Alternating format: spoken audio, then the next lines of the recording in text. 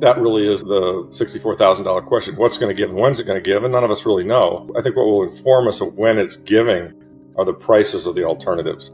I mean, you can either decide you're going to hold your savings in fiat currencies, in debt, or to some degree in stocks, or you can say I'm going to step out of that system and put my savings in something that can't be printed. And the three things that naturally come to mind are Bitcoin, gold, and silver. So what's happening is just more and more people are coming to the choosing box number B. Okay, I get it. I know what's going on, and they're not going to fix it, so I better be over here. So it could get kind of crazy. I mean, I think when Bitcoin takes out 73, I think this cycle, I agree with Max's numbers. I think we're easily going to be in the high 200s, within 6 to 12 months. Just having 10 or 20 or 30% of your money in Bitcoin is going to be an enormous win. Lawrence Lepard examines the soaring prices of Bitcoin and gold in today's video, highlighting them as indicators of a monetary system that is seriously flawed. Higher real interest rates should normally make assets like gold and Bitcoin less appealing, but Lepard notes that both have been remarkably resilient in spite of rising yields. He thinks this is because the market is becoming more conscious of the fact that the Fed's efforts to control short-term rates are pushing long-term yields up, which is concerning for the sustainability of public debt. Lepard suggests this trend isn't immediate, but will become more evident as hard assets, those immune to inflation like gold, silver, and Bitcoin, surge in value. He predicts Bitcoin could soar to $200,000 within the next 6 to 12 months once it surpasses its previous all-time high of $86,000. Before we dive deeper, please take a moment to like, subscribe, and turn on notifications to stay updated on our latest content. We'd love to hear your thoughts on this in the comments below. Thanks, and enjoy the video. We know something is wrong, because the price of gold and the price of Bitcoin the price of gold at a record high. The price of Bitcoin is bumping up against its old record high, and I think soon we'll break through it and go down to much higher highs. And so these two things are canaries in the coal mine that warn you that the monetary system is sick. In theory, this should not be happening. I mean, they've diverged from real yields. So, real interest rates, have gone generally speaking, when real interest rates, Powell pushed the rate up and raised real interest rates, that should have made gold and Bitcoin go down. It made them go sideways. And now, as he started to ease again, they're strongly going up. So the other thing that's interesting that's happened recently is that he cut the short-term rates, but the long end got away from him, or is getting away from him. I mean, the 10-year yield has gone up substantially since his cut. So, what I think all this is there's a slightly different tone in the markets that is coming to realize what you and I have known and what many Bitcoiners have known for some time, which is that the system is broken and the government can never stop printing. This is Lynn's fabulous meme, you can't stop this train, right? I mean, it's baked in the cake. I mean, another data, there are all kinds of data points. I mean, one data point is, U.S. federal interest expense, it's up over 1.2 trillion run rate.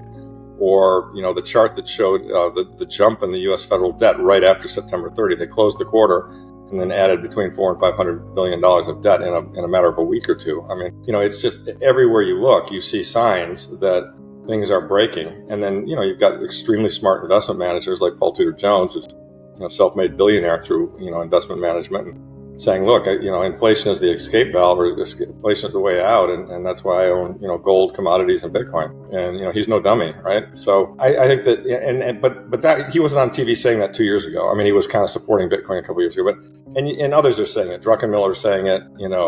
El-Arian is saying it. Gunlock is saying it. I mean, even Jay Powell said it. Jay Powell said, this deficit cannot go on forever. He's right. I was kind of shocked he said it, to be frank. I was kind of like, okay, so why are you enabling it? But something's got to give, right? And so that really is the $64,000 question. What's going to give and when's it going to give? And none of us really know. But I think what will inform us of when it's giving are the prices of the alternatives. I mean, you can either decide you're going to hold your savings in fiat currencies, in debt, or to some degree in stocks, or you can say I'm going to step out of that system and put my savings in something that can't be printed. And the three things that naturally come to mind are Bitcoin, gold, and silver. So, and I think what's happening is just more and more people are coming to, the choosing box number B. Okay, I get it. I know what's going on, and they're not going to fix it, so I better be over here. So, it could get kind of crazy. I mean, I think when Bitcoin takes out 73, I think this cycle, I agree with Max's numbers. I think we're easily going to be in the high 200s, within 6 to 12 months. So, and I don't think, there are a lot of people saying gold is at 30 or 2,700 now. And it's going to go back to 2,000. It's just, it's just a spurt. It'll come back in. And I strongly disagree. I think gold's going to 3,000 or 4,000 on its way to much higher for a variety of reasons. So those are the kind of the signposts that I think we should all be watching. The other one is the debt market. I mean, if we continue to see the long debt rates, interest rates go higher, that will mean that there are fewer buyers of the debt. And I suspect, all this at some point is going to create tight financial conditions that the Federal Reserve is going to have to create an excuse and react to. And, the reaction will be what they have always done in the past, which is they will cut interest rates and they will initiate QE and print money. And then if it gets bad enough, they'll initiate yield curve control and say, we are going to hold these yields at this level. And at that point in time, anybody in the world who doesn't understand that they can never stop printing, it will be just completely brain dead. At that point in time, our stuff's going to go nuts. And it'll be, to me, we're in the end stages of, this great fiat, Keynesian fiat experiment. But these end stages could still take a number of years. I don't think it's not like we're going to hyper Bitcoinization next year. I mean, I think we've got a bunch of, we've got more swings back and forth, back and forth, back and forth. But one can see the long-term trend, and it's pretty clearly in our favor. So gold is analog sound money, and Bitcoin is digital sound money. And silver's not even money anymore. I mean, it is, but it's been kind of demonetized by gold. The silver-gold ratio is really, it's kind of amazing. However, silver is a very critical metal that's used in a lot of applications. So that, it's got kind of a dual role as somewhat of a monetary metal, but also an important industrial metal for solar and electronics. Look, Bitcoin is going to demonetize gold. That's just a fact, in my opinion. It will flip gold, and it will, gold will go down to its jewelry value, and some, a lot of the premium will come out of it. But I caution people to say, not tomorrow. This is a multi-year, arguably multi-decade process of that taking place, and in the scheme of things, gold and silver are still way better than fiat. In the environment that we're currently in. And so, 8 billion people kind of intrinsically understand that gold's money because we've had 5,000 years to prove it. As we know, the number of us who understand that Bitcoin is money, it's a much smaller number, and it's growing rapidly. That's why Bitcoin's going to outperform. But, it's going to take a long time until it sinks into everybody that this is the base layer of the monetary system. But I think it will. I think certainly within 20 years it will, but 20 years is a long time. So, but I think of them in terms of, and when I recommend investments to my clients, you should hold all three, and the weighting should be based upon your tolerance for volatility, and your tolerance for risk, and because while Bitcoin is clearly going to be the highest performing, it's also the most volatile. So, for somebody who's 80 years old to have 100% of their money in Bitcoin, be able to watch it maybe go down 50%, well, that's scary. They don't want to do that. But you don't need to have all your money in Bitcoin. If it does what we think it's going to do, just having 10 or 20 or 30% of your money in Bitcoin is going to be an enormous win. And so, everyone can make their own choices. I mean, sure, if I were 30, I'd have all my money in Bitcoin. I mean, I think most 30-year-olds should, but that's, obviously everyone makes their own choices. The approval of Bitcoin ETFs has marked a major turning point for Bitcoin adoption. What was once doubted, whether the government would ever permit such financial products, has now become reality, sparking growing interest from institutional investors. One key example is Larry Fink, CEO of BlackRock, who has joined the ranks of influential Wall Street leaders acknowledging Bitcoin's potential. Lawrence Lepard explains that this shift mirrors the early days of the internet. Once met with skepticism, the internet eventually became an essential part of daily life. Lepard draws a parallel with Bitcoin, emphasizing that while it may still be misunderstood by some, its role as the foundational layer of a future financial system will, in time, become obvious to all. But that's not all. Before we dive back into Lawrence Lepard's insights, take a moment to like this video, subscribe to the channel, and turn on post notifications so you won't miss future content on cryptocurrencies. Now, let's return to the interview and hear his following words. And there are a number of things I think he pointed to, and I would just emphasize them. I mean, the adoption of the ETF, right? I mean, before that happened, most people in the United States, a lot of my friends, oh yeah, that's all great, but the government's going to kill that, Larry. They're just never going to let that happen. Well, then the ETF got approved, and it's kind of like, okay, that's different, right? And then some big Wall Street names flipping in our direction. I mean, I'm not a big fan of Larry Fink because I think he benefited unfairly from the fiat system, but he's not a fool. And he looked at it, did the analysis, and came to the conclusion, well, I've either got to, join this thing or be wrong. And he decided to join, and so he now believes. And I think that's the process that takes place with any kind of a new innovation. There's initial skepticism for some very legitimate reasons. And then as the skepticism is overcome, you see more and more adoption. And then 10 or 15 years from now, I mean, my kids, you when you're older, a lot of other people, it'll just be self-evident. Like, of course this thing was going to work. And I had the same thing in the internet. I mean, okay, you can hook these computers up, you can send emails. Who cares? Who wants to do that? It's not really that important a thing. Krugman says the fax machine. Well, yeah, okay, but yes, you're right. It's a little slow, and you got to dial up now, and it's annoying. But guess what? It's going to get better. And I mean, here we are, X number of years later, and you and I are talking halfway around the world from one another in real time, video conferencing, something that used to be extremely expensive.